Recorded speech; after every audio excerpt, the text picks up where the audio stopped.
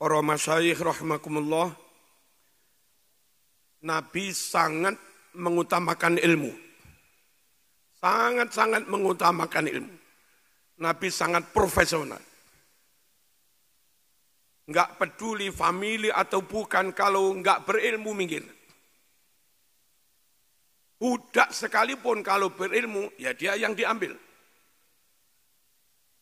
Kutabul wahyi, yang dipercaya Nabi menulis wahyu, mencatat wahyu, Zaid bin Thabit dan kawan-kawan. Mungkin dengan Nabi enggak ada hubungan famili. Bukan keluarga dekat, tapi memang profesional. Dia teliti dalam khatnya. Dan tulisan Quran sampai sekarang enggak ada yang salah. Dia juga yang dipercaya Abu Bakar, Zaid bin Thabit, untuk melakukan proyek besar, Tadwinul Mushaf, membukukan Al-Quran. Lalu ketika di zaman Sidina Utsman, Quran ingin diperbanyak menjadi 6, disebar ke beberapa kota. Lagi-lagi tim yang dipercaya juga Zaid bin Thabit. Bahwa tulisan Zaid bin Thabit, Mushaf Utsmani, 100% akurat, 100% valid.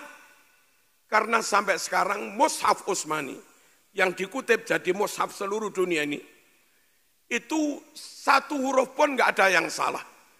Berkali-kali kami sampaikan, rumus angka saja di Quran Mushaf Utsmani, cara menulis bismillah langsung baksin tanpa ditulis alifnya. Padahal aslinya biismillah. Aslinya biismillah. Tapi membaca maupun nulisnya langsung bismillah. Apa rahasianya? Ternyata rahasia menulis bismillah tanpa alif. Tapi kalau iqra' bismi rabbika, alifnya masih ditulis. Bismillah itu ketika alif enggak ditulis, maka jumlah hurufnya 19. Jumlah surat Quran 114. Ditutup dengan surat An-Nas ayatnya 6. Jumlah huruf bismillah 19 kali 6 jumlah ayatnya surat An-Nas sama dengan 114 jumlah suratnya Al-Quran. Enggak ada yang selegenji. Akurat banget. Nabi benar-benar memilih orang karena keahliannya, karena keilmuannya, karena skillnya. Bukan karena nasabnya, bukan karena apa-apa, tapi ya memang full karena kemampuannya, plus karena kejujuran. Surat Fatihah, Maliki dibaca panjang, tanpa ditulis alifnya. Alifnya enggak ditulis, tapi bacanya panjang. Ternyata sirinya, jumlah huruf Fatihah kalau alifnya ditulis 153 huruf. Kalau alif enggak ditulis Maliki itu, jumlah hurufnya 152. 152 sama dengan 19 kali 8. 19 kali 8, 152. Dan Fatihah itu harus dibaca setiap rakaat. Kalau 17 rakaat, ada satu aja rakaat kau enggak baca Fatihah, sholatmu enggak sah. Kecuali jadi makmum masbuk, makmum yang telat. Fatihahnya nurut imam. Fatihah wajib dibaca. Dan Fatihah menentukan sah tidaknya sholat. Sholat menjadi kunci surga. Miftahul jannati as-salatu. Di kitab Ihya. Kunci surga itu sholat. Dan jumlah pintu surga itu 8. 8 itu hasil 152. Jumlah huruf Fatihah dibagi 19. Jumlah hurufnya bismillah sama dengan 8. Dan 8 itu juga jumlah pintu surga. Miftahul jannati as-salatu. Allahumma shalli ala sayyidina Muhammad. Satu-satunya surat yang mungkin nilainya, derajatnya, hampir imbang dengan suratul Fatihah, hanya surat Yasin. Meskipun dengan label beda. Fatihah dengan label Ummul Quran, Yasin dengan label Qalbul Quran. Jantungnya Quran, inti Quran, Yasin. Induknya Quran, surat Fatihah. Dua surat itu hampir sama. Ternyata juga ketemu di angka. Fatihah ayatnya 7, surat Yasin diawali huruf ya dan sin, dan jumlah huruf Yasin di surat Yasin ada 133. 133 sama dengan 19 kali 7, pas. Halo?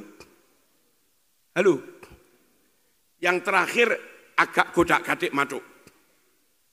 Orang NU suka baca surat Toha.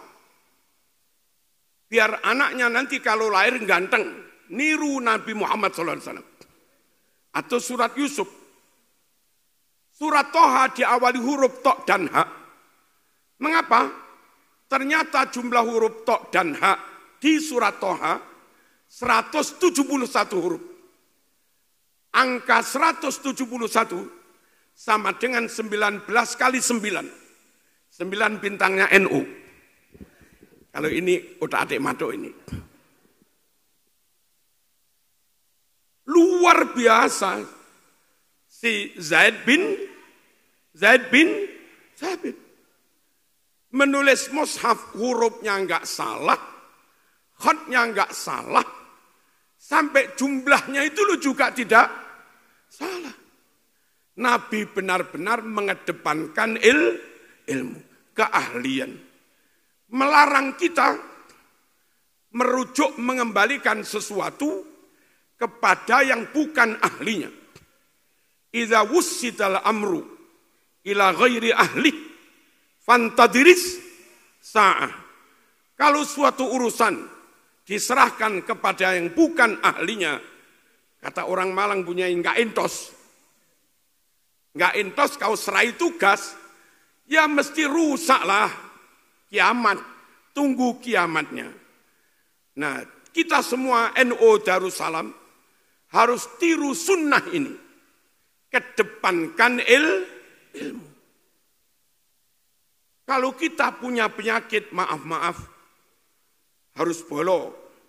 Yang enggak bolo, pinter kayak apapun, buang. Harus bolo. Yang enggak bolo, pinter kayak apapun, buang. Itu sudah tanda-tanda kiamat. Fantadiris, kalau sampai NU misalnya, kader yang top-top banyak dibuang. Karena dianggap bukan boloni. Sementara Al-Irsyad merekrut kader yang top-top. Syiah, Ijabi, merekrut kader top-top. Muhammadiyah merekrut kader top-top. Partai beda enggak masalah. Bolo partai sana enggak masalah. Asal Muhammadiyah bolo. Sementara di NU, Gus Enjang buat duduk bolo. Ya Sakroni buat duduk bolo. Lah kalau orang-orang top-top profesional, kau buang satu, tidak meneladani contoh yang dicontohkan Rasulullah SAW. Dan kalau suatu saat SDM organisasi lain lebih unggul daripada SDM yang ada di NU. Lalu bermodal SDM top-top itu. Lembaga-lembaga orang lain top-top juga. Karena didukung SDM yang top-top. Sementara lembaga kita sulit diangkat. Emang SDM-nya juga. Ya jangan salahkan orang lain. Salah NU sendiri, enggak meneladani kanjeng Nabi. Sampai Nabi itu mengatakan tegas, innama buistu mu'alliman. Sungguh saya diutus untuk menjadi pendidik. Tugasku diutus di dunia untuk menyebarkan ilmu. Dan ilmu ini yang bisa diwarisi umat. Nabi ganteng pol Kiai Sa'roni. Kalau Marzuki suruh mewarisi gantengin Nabi, ya nggak bisa lah. Pena sama wasumur minyak. Nabi fisiknya sempurna. Keringatnya harum. Kalau itu Marzuki suruh mewarisi, ya nggak bisa. Wong keringat saya ketutnya nggak karu-karuan. Tapi kalau Nabi mewariskan ilmu, siapapun, suku apapun, berpeluang untuk menjadi ahli warisnya Kanjeng Nabi. Al ulama warasatul anbiya. Ulama mereka-mereka yang berilmu itulah orang-orang yang mewarisi ilmunya Kanjeng Nabi. Meskipun non jauh di sana, perbatasan dengan Ciamis, Kiai. Mana perbatasan Ciamis itu? Napa Kiai? Kecamatan apa Kiai? Majenang. Gunung pisan. Tapi wong ya berilmu. Dialah pewarisnya Kanjeng Nabi. Allahumma shalli ala sayyidina Muhammad. Kita semua pondok ini harus berbasis keilmuan. Jangan sampai membuat lembaga tidak berbasis keilmuan. Sulit membangun peradaban maju tanpa SDM yang top-top. Sulit membangun peradaban maju yang kalau maju kita bisa mengatur orang lain. Kalau maju kita bisa mewarnai orang lain. Sulit membangun peradaban tanpa ilmu. Orang ahli wirid, ahli tahajud. Bodoh, nggak bisa menguasai perusahaan. Nggak bisa menguasai kampus. Nggak bisa menguasai pertambangan. Tapi maaf-maaf mungkin orang tidak sholat. Tapi punya ilmu tentang pertambangan. Ya dia yang menguasai pertambangan. Nggak bisa membangun peradaban tanpa ilmu. Allahumma shalli ala sayyidina Muhammad. Saya matur kepada Gus Enjang, kepada Pak Mudhofi juga. Nanti SMP ini harus SMP unggulan. Tapi tetap saya minta minimal 2,5%. Kalau unggulan identik dengan agak mahal punyanya. Nggak mungkin unggulan tanpa merekrut guru yang top-top. Nggak mungkin guru yang top-top kita pacu, kita cambuk untuk bekerja maksimal. Kalau BBM-nya nggak full tank. Apa ini? Ngerti nggak? BBM harus full. Bahkan jangan pertalite. Tapi apa? Ya pertamax lah. Harus digaji cukup. Guru SMP sini. Rekrut yang IP-nya 38 ke atas. Berkepribadian baik. Berintegritas. Tidak mencela-mencele. Tidak berpikir ambivalen. Lurus, konsisten, konsekuen. Tentu ahlus sunnah wal jamaah. Kalau bahasa Inggris harus top, kalau fisika harus top, kalau kimia harus top, dengan SDM begitu, dan diisi bensin cukup. Minimal syahriahnya alal akol salatah.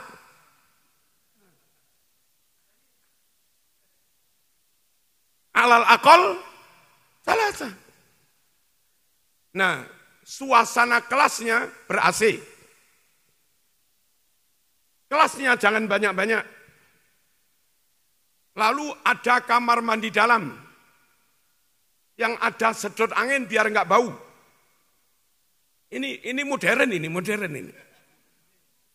Allahumma shalli ala sayyidina Muhammad. Lantainya jangan tekel biasa, minimal granit.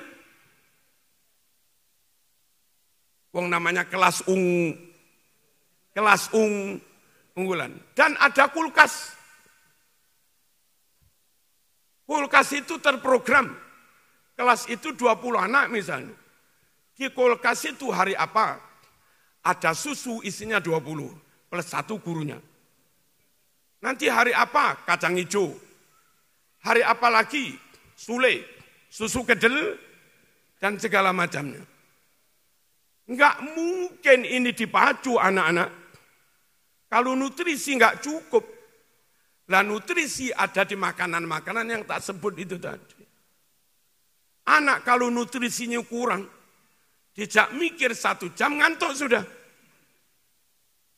Tapi kalau nutrisi cukup, mau diajak kajian 2 jam ya melek saja. Memang enggak mungkin kita pengen ngetop tanpa gizi cukup. Allahumma shalli ala sayyidina Muhammad.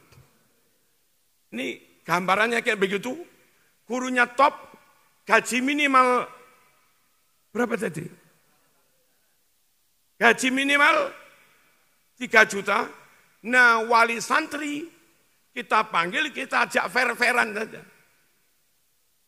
Pak, Bu, sekelas kami harus nggaji guru sekian. Untuk nggaji tok butuh sekian. Plus dana operasional, penambahan gizi bla bla sekian. Plus kami harus saving. Saving untuk keperluan amil ini. Amil itu setidaknya ya 1/8. 2,5%. Total setiap bulan untuk gaji ini, plus saving 2,5%, setiap bulan harus segini. Digotong royong anak 20, yang 1 yatim sedekah sampean semua. Yang 2,5% tadi. Lah monggo dihitung, plek. Berarti SPP 1,7,5. Oke. Saya yakin zaman segini, yang ekonomi enggak terlalu sulit. Asal pihak manajemen fair, open, transparan, amanah pol, hasilnya juga nyata, orang mesti mau. Yang orang jadi males itu kalau kita tertutup. Orang tua enggak dilibatkan dalam perencanaan. Khawatir dia kalah-kali ya mesti enggak mau. Allahumma shalli ala sayyidina Muhammad. Targetnya bla bla bla bla. SMA kami punya yang tahun ini, kami menerima sedikit sekali. Ini lulus sekitar 29. Tapi insya Allah 100% masuk ke PTN. Masuk ke perguruan tinggi negeri, Brawijaya, UM, ITS, UNER, dan 1 masuk di kedokteran. Nah, ketika sudah begitu, tentu kepercayaan umat naik. Kalau kepercayaan umat naik, maaf, ya kita bisa, bukan jual sebetulnya, tapi memang nyata untuk meningkatkan kualitas, butuh tambahan biaya. Nanti kira-kira ke depan pokoknya berbasis ilmu. Dan pesantren sini itu sangat berbasis ilmu. Beberapa pesantren yang lain pemegangnya harus keluarga dalam. Meskipun enggak master, enggak doktor. Tapi di sini itu ya dalam ya doktor. Ada unsur qorobah dan ada unsur profesional. Bagus. Di Lirboyo menyadari itu karena ada Ma'had Ali. Gus-gusnya sekarang pada doktor. Gus Ahmad Kafabi baru selesai doktor sudah. Gus Adib bin Kiai Anwar Mansur juga doktor. Win Tulungagung. Gus Reza juga doktor. Sekarang rektor Tribakti. mau serahkan orang luar, khawatir dibawa kemana-mana. Kalau serahkan orang dalam, nggak memenuhi syarat, nanti kena akreditasi turun, bermasalah juga. Nah sini monggo tetap dalam, biar nggak kemana-mana, tapi dalam yang berbasis ilmu. Allahumma shalli ala sayyidina Muhammad. Hadirin rahimakumullah. Kita berakidah benar karena ilmu. Ibadah kita benar karena ilmu. Pekerjaan benar juga karena ilmu. Andai orang itu kaya plus berilmu, alhamdulillah. Andai orang itu ganteng, cantik plus berilmu, alhamdulillah. Andai orang itu bernasab, bahkan nasab Rasulullah SAW, plus berilmu, alhamdulillah. Tapi kalau tanpa ilmu, nggak boleh mengedepankan nasab mengalahkan ilmu. Nggak boleh mengedepankan pangkat, harta mengalahkan ilmu. Tetap harus ilmu paling depan. Beberapa waktu lalu Indonesia kena penyakit, orang pinter pol itu malah dibuang. Dahulu Habibie yang super cerdas, sulit sekali kembali ke Indonesia. Karena khawatir nyaingi yang ada. Akhirnya dia lama di Jerman. Pas istri kami bunyanyi ke Thailand, ternyata Thailand maju pertaniannya, rekayasa genetika mengoplos bibit. Mereka punya jambu besar enak, mereka punya nangka besar enak, mereka punya durian besar juga enak. Itu hasil rekayasa oleh anak-anak Indonesia, alumni IPB. Sayangnya kadang yang pinter banget begitu, kalau daftar di sini malah ditolak, khawatir nyaingi yang dalam. Itu penyakit kita. Ainun Najib, anak Ibnu Gresik, Kecamatan Bunga, top ahli IT luar biasa. Merancang macam-macam bisa aja. Aplikasi macam-macam dia bisa menciptakan. Namanya Ainun Najib, anak NU Ibnu Gresik. Di Indonesia malah nggak diterima. Khawatirnya ini ngancam yang lama. Akhirnya negara ini terbuka, oke. Kami ditolak di sini, daftarlah di Singapura. Orang Singapura, Indosat cerdas. Ada anak pinter banget, ambil. Dan bisa bikin macam-macam sudah. Si Ainun ini kerja untuk Singapura. Indosat servernya di Singapura. Setiap hari kita beli paketan, itu sekian persen duitnya lari ke Singapura. Kali jutaan pengguna. Sungguh Singapura kaya karena punya Ainun Najib. Bodohnya kita. Orang pinter malah kita buang, khawatir menyaingi. Semoga kita enggak punya penyakit itu. Darussalam enggak boleh punya penyakit itu. Nahdlatul Ulama enggak boleh punya penyakit itu. Kalau kemarin sedikit agak terjangkit penyakit itu, semoga lekas sembuh. Allahumma shalli ala sayyidina Muhammad. Bahaya.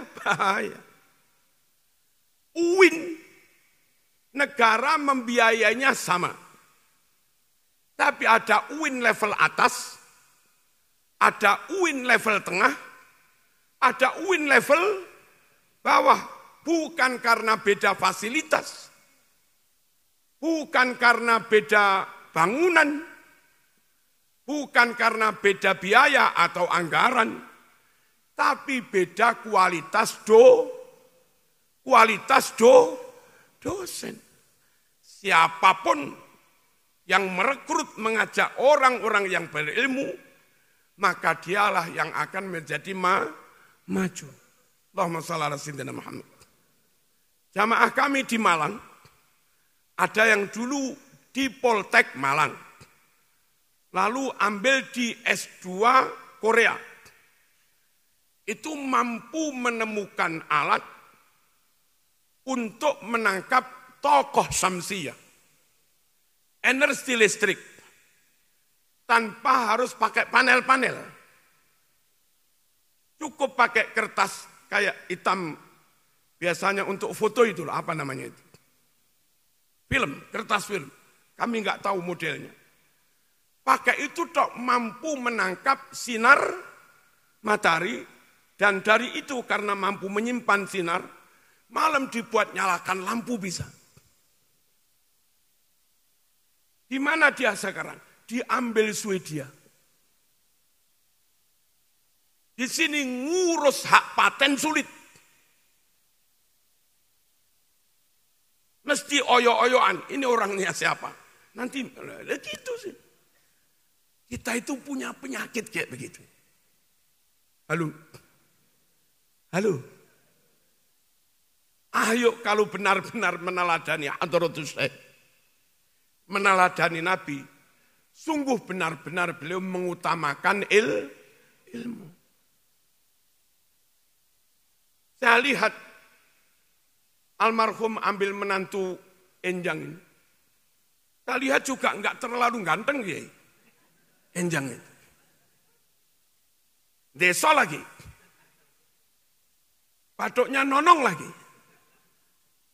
Tapi tetap saja diambil oleh kiai. Karena keilmuannya. Ini teman kami yang dari Sumatera ini. Yang enggak terlalu ganteng juga. Tapi berilmu plus bisa silat. Ambil juga. Nah kita nanti kalau nyari mantu, ya gitu aja lah. Pokoknya pinter, sehat, berakhlak, udah ambil. Ganteng alhamdulillah, tidak jelek alhamdulillah. Apa itu tadi? Keliru ngomong. Ganteng alhamdulillah, tidak jelek juga. Pokoknya utamakan ilmu. Beberapa pondok yang ambil menantu kena penyakit hubbud dunya. Santri pinter, alim, sudah bisa membalah ihya. Hanya karena melarat, enggak diterima jadi menantu. Dia pilih ambil menantu yang kaya, tapi enggak bisa ngaji. Ketika mbah yenya wafat, anaknya kebetulan enggak siap, menantunya pun enggak bisa. Ya pondoknya ikut almarhum. Kiainya mati, pondoknya ikut mati. Sungguh Darussalam itu Mbah Yai Kapundut, pondok jalan. Karena anak siap, menantu juga siap. Pokoknya ilmu. Lirboyo eksis terus. Anaknya alim, menantunya juga.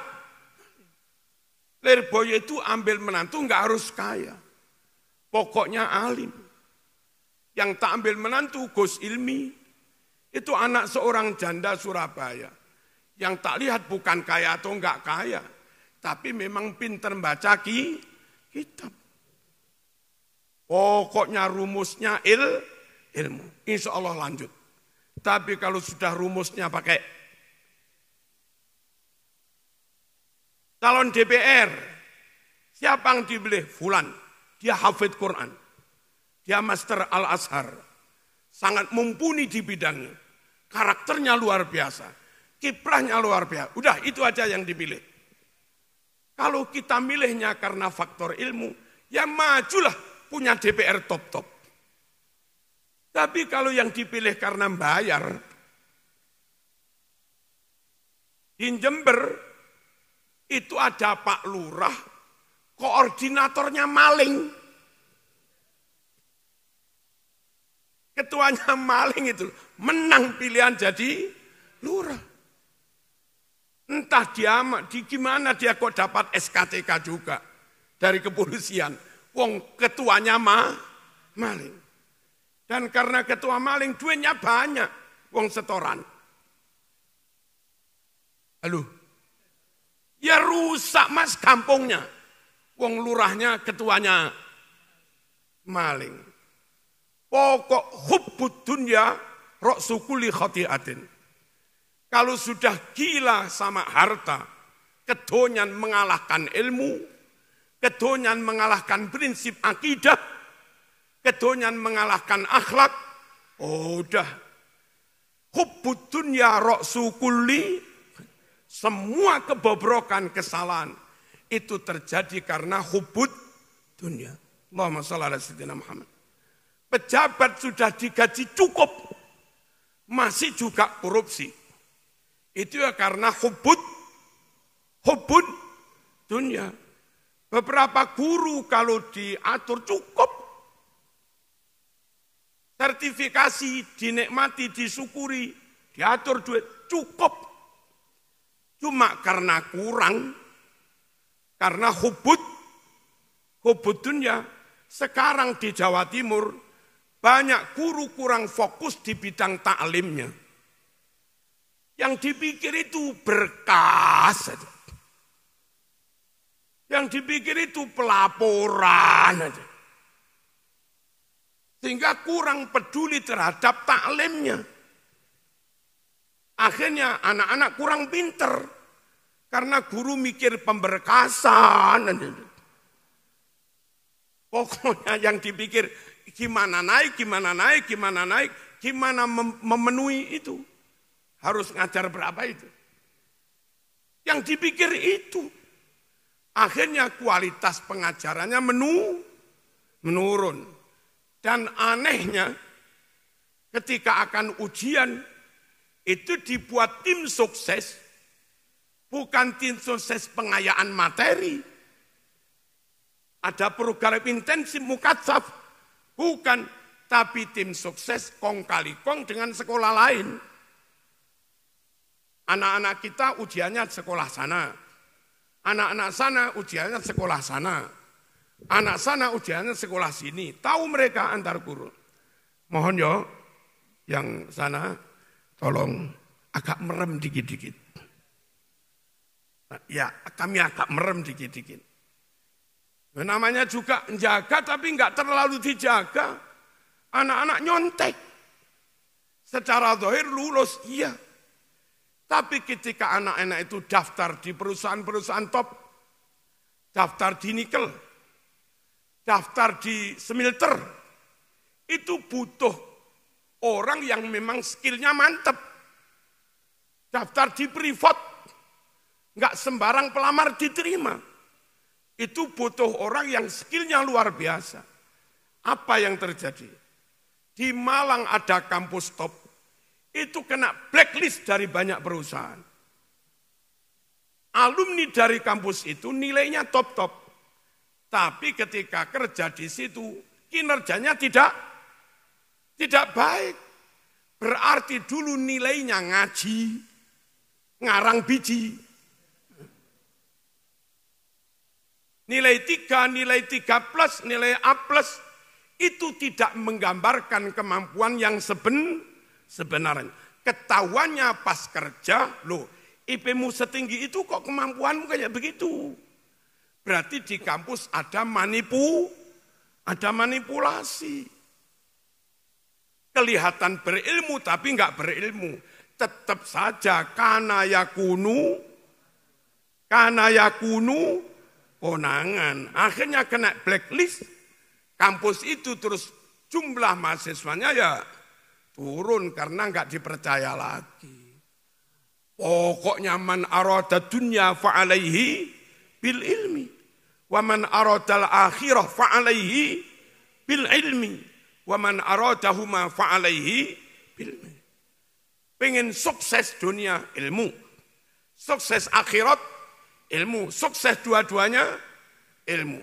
Dan ke depan monggo kita persiapkan generasi kader SDM yang benar-benar berakhlakul karimah, ber-NKRI harga mati, nasionalis sejati, sehat, zahiran wabatinan, plus benar-benar pinter. Kalau yang disediakan sini, yang kayak saya gambarkan itu, maka 20 tahun dari sekarang akan ada doktor-doktor alumni sini luar biasa. Mereka lah nanti yang akan jadi staf ahli. Mereka lah nanti yang akan jadi menteri. Mereka lah nanti yang akan jadi dosen, jadi dekan, jadi doktor, jadi apalah, di UNSUD, di UIN dan di mana-mana. Selagi kita yang menang dalam berlomba-lomba menyediakan SDM kita lebih unggul dari yang lain, maka ke depan yang megang pos-pos penting, ya tetap dari kaum kita Muslim, Ahlus Sunnah wal Jamaah, NKRI, harga mati. Kalau sampai kita kalah bersaing di dalam SDM dan kualitas, maka ketika para dosen di UNSUD orang lain, ya jangan menangis. Memang kita kalah kualitas. Dan ketika yang terekrut orang lain, lalu setelah 20 tahun, dekannya mereka, rektornya mereka, emang mereka juga lebih bermutu. Pokoknya harus kadang pakai lobby-lobby itu bisa. Kurang pinter dikit di lobby-lobby masuk. Kurang pinter dikit di lobby masuk. Apalagi yang ngelobi kiai gede, menterinya ya sungkan. Akhirnya kepaksa diterima, tapi kemampuan di bawah standar. Nah, dengan orang-orang kayak begitu itu loh, akhirnya negara itu sulit maju. Wong kadang rapat saja main game. Rapat DPR penting itu loh, main game, video callan dengan siapa, payah. Allahumma shalli ala sayyidina Muhammad. Saya beberapa kali di Palu, terus di Morowali, di sana ada smelter nikel. Perusahaan ini terpaksa ambil tenaga dari Cina, sekitar 30.000 dari Cina. Dan kita nggak boleh menyalahkan mereka. Perusahaan ini harus standar ISO. SIO itu apa namanya? ISO ya. Supaya kualitas ekspornya diterima kemana-mana. Untuk punya produk yang kualitas ekspor, maka harus dikerjakan oleh karyawan SDM yang terlatih. Lah di Indonesia masih jarang anak-anak alumni SMK atau Poltek dengan kualitas skill yang mereka harapkan, sesuai dengan standar mereka. Akhirnya mereka terima orang asing. Dan ketika mereka terima orang asing, terus dinarasikan seakan-akan, wah awas Cina komunis PKI, awas Cina komunis PKI. Salah kita. Ada penambangan nikel luar biasa, ada smelter nikel luar biasa. Kenapa kita enggak membuat SMA smelter? Kok SMA? Enggak membuat SMK smelter. Harusnya sudah beberapa tahun sebelum itu, Indonesia sudah membuat kurikulum SMK Prodi Smelter. SMK kok Prodi? Apa kalau SMK itu namanya? Jurusan. SMK jurusan nikel. SMK jurusan emas. SMK jurusan apalah. Kita enggak punya SMK itu. Cina punya. Akhirnya SDM-nya banyak diambil dari kita, kalah karena juga kalah di bidang ilmu. Allahumma shalli ala sayyidina Muhammad. Belum lama ini saya bermalam di hotel sekitar Demak, hotel yang kebetulan agak murah ini, isinya hampir full karyawan Cina. Agak sedikit bahasa Inggris bisa dikit-dikit, saya tanya, gimana zaman bekerja? Di Batang. Batangi proyeknya Indonesia. Proyek Presiden Jokowi itu. Tapi toh nggak bisa menolak karyawan asing. Karena bidang-bidang tertentu butuh skill tertentu. Yang Indonesia belum punya. Pokoknya harus ilmu. Anak-anak sini, ini anak-anak mana ini? Yang belakang ini. Kuliah apa? Oh kuliah, tak kira SMA.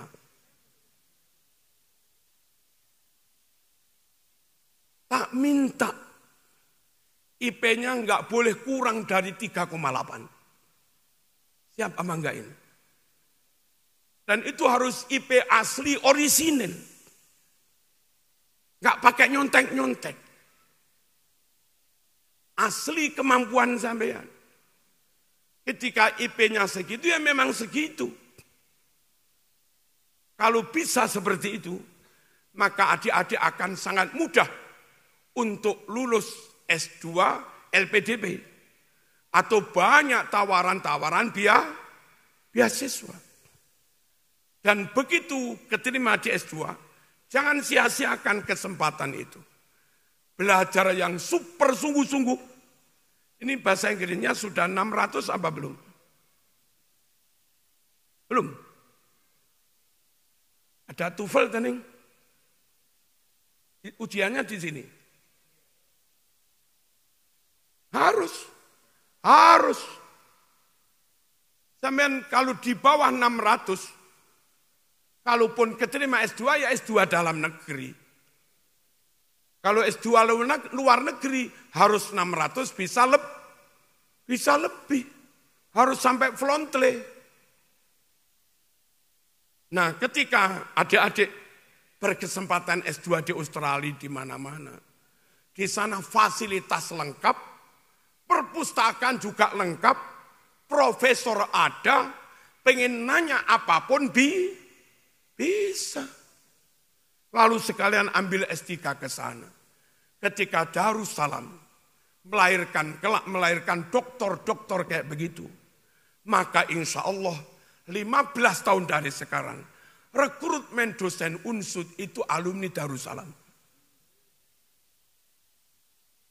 Yakin.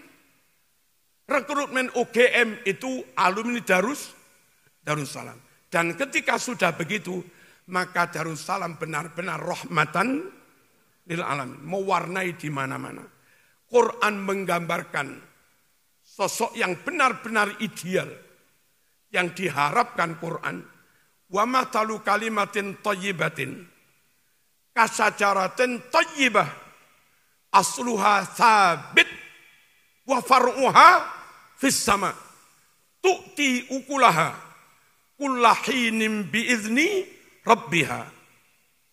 Satu perumpamaan idealisme yang luar biasa yang didambakan Quran. Itu kayak pohon, batangnya, akarnya kokoh menghunjam di dalam tanah. Dia punya prinsip, dia punya moral, dia punya mental, attitude-nya bagus, akidahnya ahlus sunnah wal jamaah, sholatnya rajin, asluha sabit. Tapi meskipun prinsip kokoh menancap di dalam tanah, wa far'uha fis sama. Hal itu tidak menghalangi dia untuk terus berkembang menjulang tinggi. Tahu-tahu sampai London. Seperti yang pertama ini. Tahu-tahu sampai Belanda, tahu-tahu sampai mana. Dan ketika sudah berkiprah kemana-mana, punya akidah, punya iman, punya akhlak, punya keikhlasan, plus punya ilmu, dia siap memberikan buahnya kepada siapapun. Tu'ti ukulaha kullahinim biizni rabbiyah. dia siap memberikan buahnya kepada siapapun. Saya tadi ngomong ke Gus Enjang, ini suatu saat sini perlu bikin semacam bimbel. Bukan bimbel yang harus di sini. Lembaga milik Darussalam, bimbel, dia merekrut calon guru-guru bimbel yang ahli matematika plus ngaji, bahasa Inggris plus ngaji, fisika plus ngaji, biologi plus ngaji, dan yang lain-lain. Lalu kita profil, kita unggah, kita umumkan ke masyarakat, masyarakat yang butuh layanan privat, Darussalam siap ngirim. Yang dikirim anak-anak yang akhlaknya bagus dan pinter, sehingga pengguna jasa itu puas. Privat dari fulan mung iso matematika tok. Tapi privat dari Darussalam matematika top, akhlaknya top, ngajinya juga top. Perlu ada semacam apalah, nggak tahu namanya. Jadi ini menseleksi, merekrut, menseleksi, lalu memasarkan juga. Nah sekaligus karena kita profesional, ya ada harganya. Nggak apa-apa. Sekali pertemuan alal aqal 50 misalnya.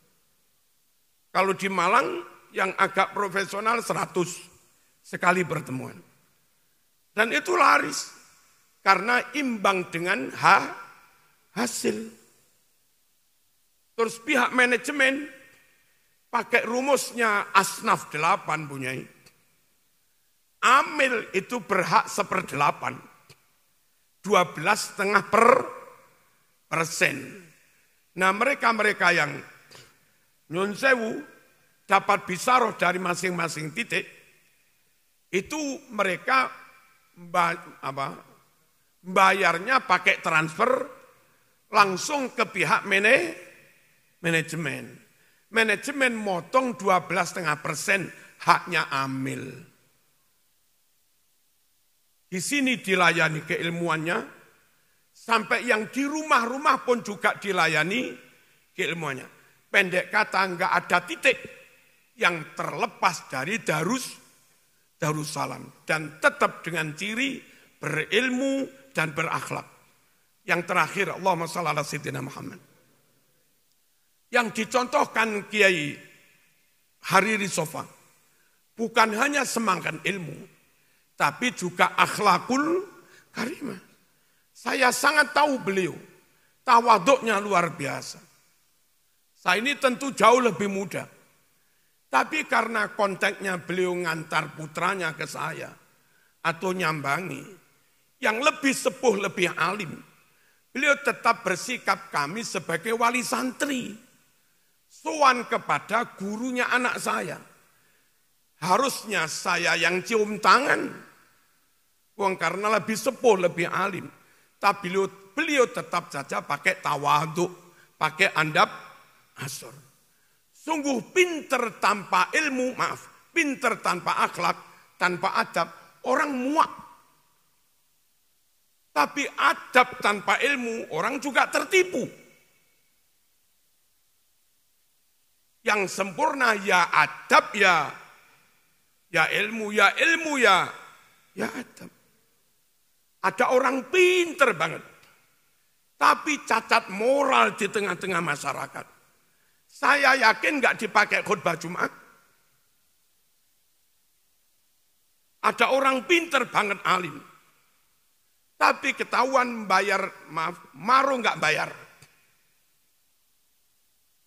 Nggak kira dia suruh jadi imam.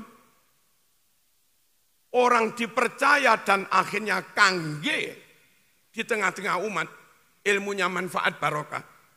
Itu nggak hanya bermodal pinter, tapi juga berakhlak, nggak punya cacat moral. Mohon anak-anak Darussalam, meskipun nggak ada siapa-siapa, jangan pernah curang. Meskipun nggak ada siapa-siapa, jangan pernah nyolong. Pastikan makan bayar, di warung bayar, ada pengawas atau tidak, jangan langgar aturan. Sampean mondok di sini 4 tahun, 5 tahun. Selama 5 tahun, sip, nggak punya cacat moral. Khidmahnya kendalam luar biasa. Bosonya luar biasa. Adabnya juga luar biasa. Nah, kebetulan tamat, ngelamar di sini. Begitu ngelamar ngadep punyai, kesan punyai, wow kowe tondok, yang ada di punyai, ini akhlaknya luar biasa. Khidmahnya luar biasa. Punyai enggak berpikir banyak, enak wis ngajar kene enak. Tapi lek ning kene tahu konangan nyolong. Tahu konangan gendaan akhirnya digundul. Cacat moral pas mondok di sini. Lari ke luar negeri, tamat S2, pinter, IP 4,00, ngelamar di sini. Begitu ngelamar, tahu yang ngelamar sampean, itu enggak dilihat nilainya 4 atau apa, ini nyolongan gitu. Buyar sudah. Habis masa depanmu. Jangan kau bunuh masa depanmu dengan cacat moral. Allahumma shalli ala sayyidina Muhammad. Siap apa enggak ini? Siap mbak-mbak ini? Siap ya? Harus. Akhlaknya baik, andap asor, terus ojo kemayu. Apa kemayu? Apa? Dia melihat punyai tampilnya juga biasa. Ning Hilya, Ning Nelly, semua tampilnya juga biasa, enggak aneh-aneh. Gus-gus tampilnya juga biasa. Ya santri enggak usah lah glowing. Ngapain wong dari dalam saja tampil biasa, samenin dalam juga enggak, pinter juga enggak, glowingan terus saya. Ojo kemayu. Apa kemayu? Enggak baik itu enggak baik. Tampil apa adanya. Kami punya anak, Ning Sofi. Sekarang jadi dosen kedokteran. Lulus S2 kedokteran nilainya hampir 4, 3,9. Itu loh, wajahnya ya biasa-biasa. Bajunya juga biasa-biasa, dandanannya juga biasa-biasa. Adiknya Hafidhoh, kuliah di Brawijaya, IP utuh 4,00. Itu juga biasa-biasa. Enggak pakai apa ini? Enggak pakai yang aneh-aneh. Pede karena keilmuannya. Pede karena kepinterannya. Pede karena keunggulannya. Dan cantik karena memang enggak punya cacat moral. Kalau semen bodoh, punya cacat moral. Meskipun gelang 15, ya tetap jelek. Enggak jadi cantik. Sekali lagi, jangan rusak masa depanmu dengan melakukan sesuatu yang membuat kamu cacat moral. Di suatu kampus sekarang lagi ada salah satu dosen yang diproses untuk dipecat kiai. Bukan karena kurang pinter, bukan karena tidak doktor, karena enggak bisa menjaga perilaku, karena enggak bisa menjaga ucapan. Dan kalau dia tetap di kampus itu, kampusnya yang kena apa? Kena aib, tercoreng. Semoga seluruh keluarga besar Darussalam benar-benar bisa menjaga ilmu, benar-benar bisa menjaga agama, benar-benar bisa menjaga akhlakul karimah, dan jangan pernah putus dengan almarhum. Siapapun yang ngimami, jangan lupa sebelum Fatihah ila hadrati almarhum. Siapapun yang pas ngimami ba'da malam Jumat, Kamis malam Jumat, ba'da maghrib, langsung pimpin tahlil untuk berkirim kepada almarhum. Asal kita santri, tetap punya hubungan batin dengan guru, yakin dengan guru, mantap dengan guru, pasti derajatmu akan tinggi juga. Tapi kalau sudah meremehkan guru, meragukan guru, apalagi menghina guru, pasti jatuh. Rumusnya begitu kok. Idil fatah hasba tiqatihi rufi wa kullu man lam ya'taqid lam yantafi. Anak muda kader setinggi apa derajatnya diangkat Allah? Ya sejauh mana dia punya keyakinan kepada gurunya. Lalu kepada gurunya, udah. Cepat atau lambat zaman mesti terbuang. Wa kullu man lam ya'taqid lam yantafi. Orang kalau enggak yakin, ya enggak kira mendapat manfaat. Ikut perkuliahan. Dosennya kebetulan enggak ganteng, biasa-biasa. Ada siswa atau siswi sombong karena ganteng. Begitu yang masuk dosen ini, pinter tapi agak jelek. Dia begini.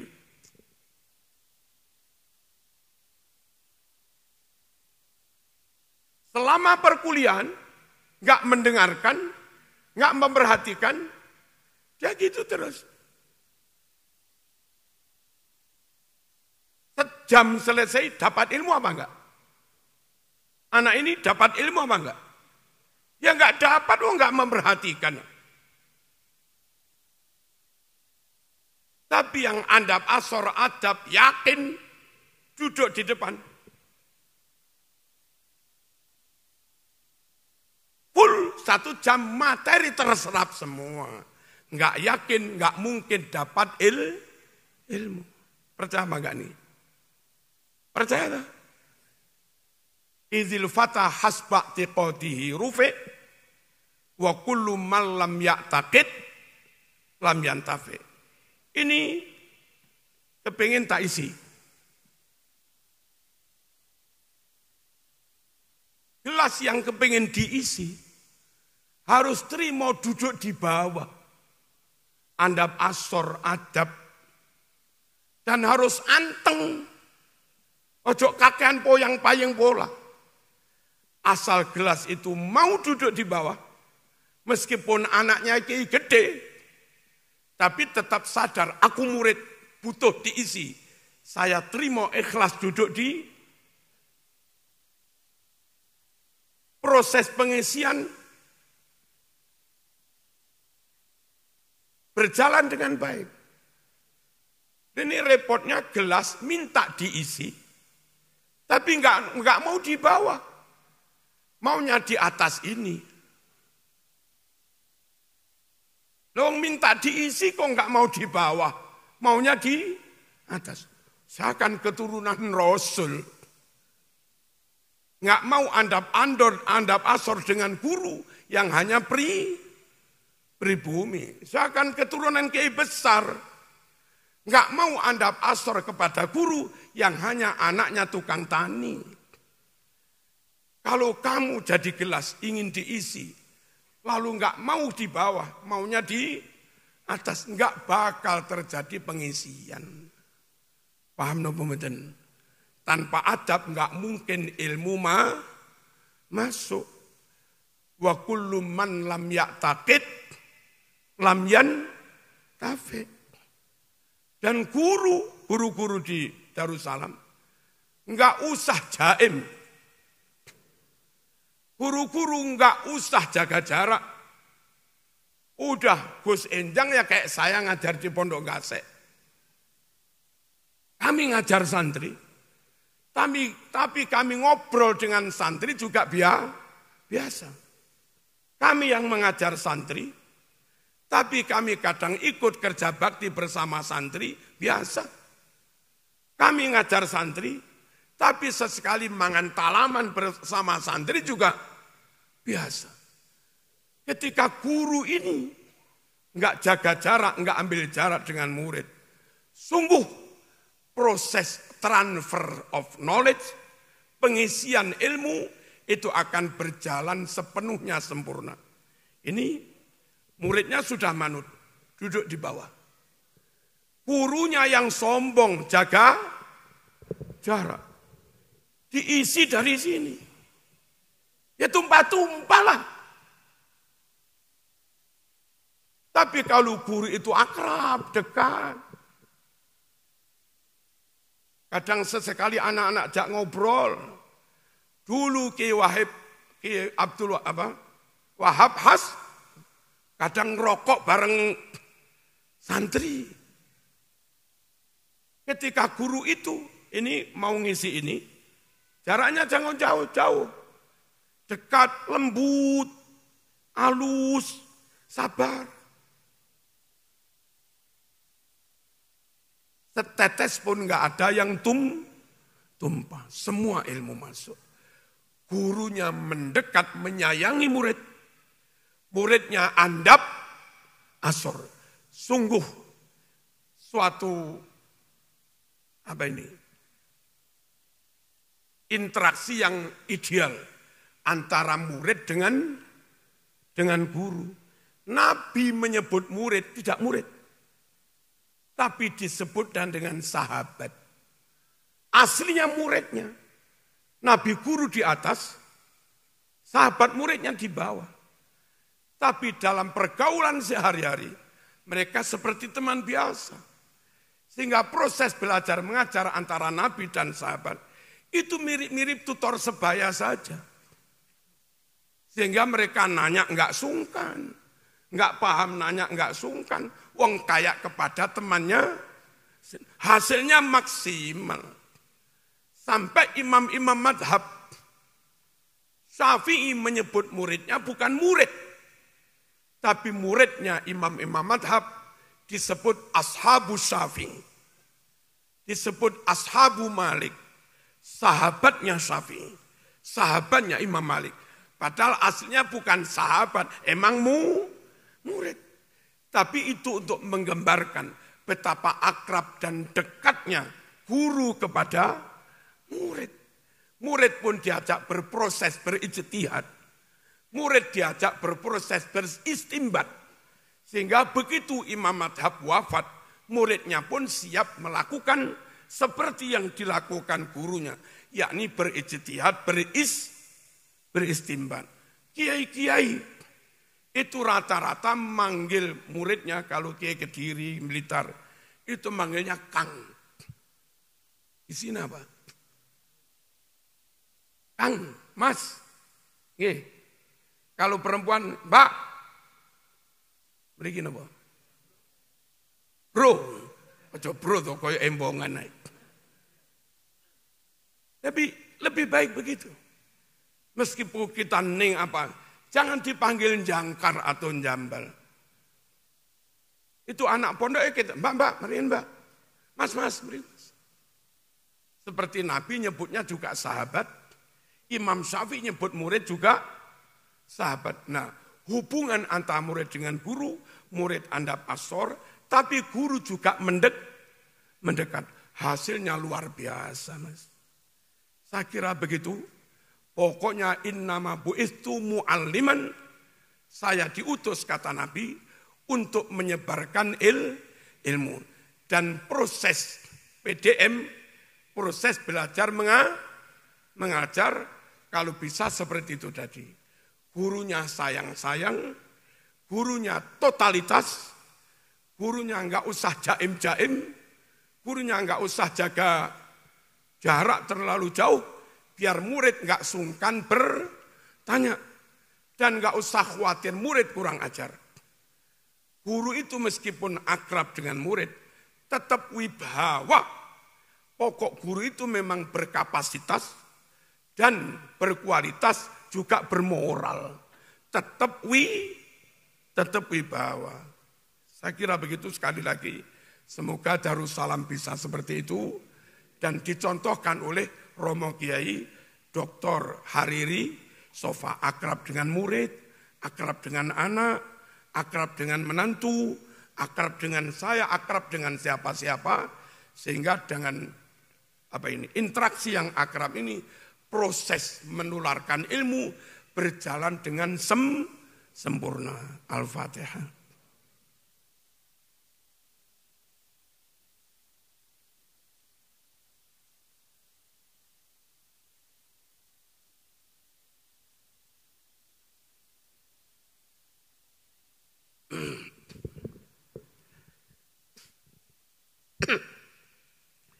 Alhamdulillahirabbil alamin. Allahumma shalli wa sallim ala sayyidina Muhammad wa ala ali sayyidina Muhammad.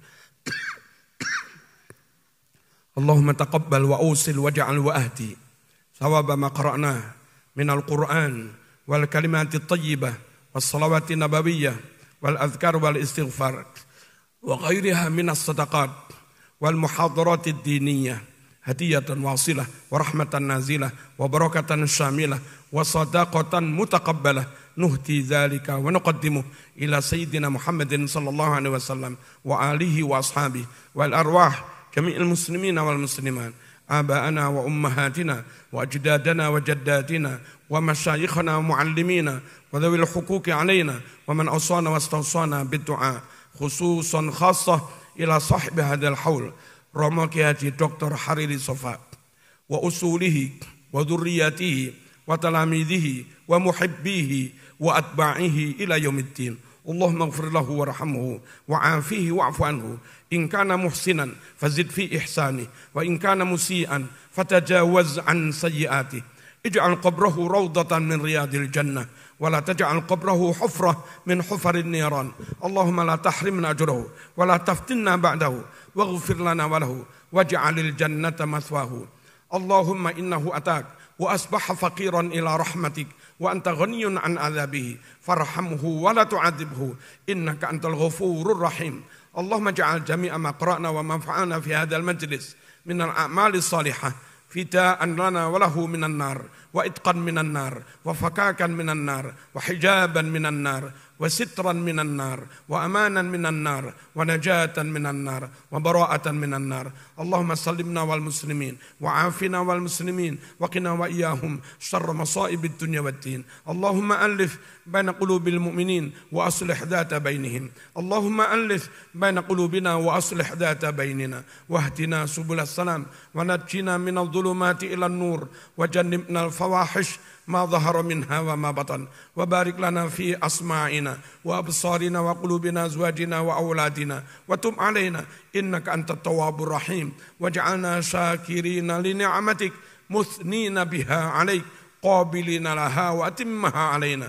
اللهم جملنا بالعافية والسلامة وحققنا بالتقوى والاستقامة وعائذنا من موجبات الندامة إنك سميع الدعاء يا عالم السر منا لا تهتك الستر عنا وعافنا واعف عنا وكننا حيث كنا. وصلى الله على سيدنا محمد والحمد لله رب العالمين آمين. والسلام عليكم ورحمة الله وبركاته.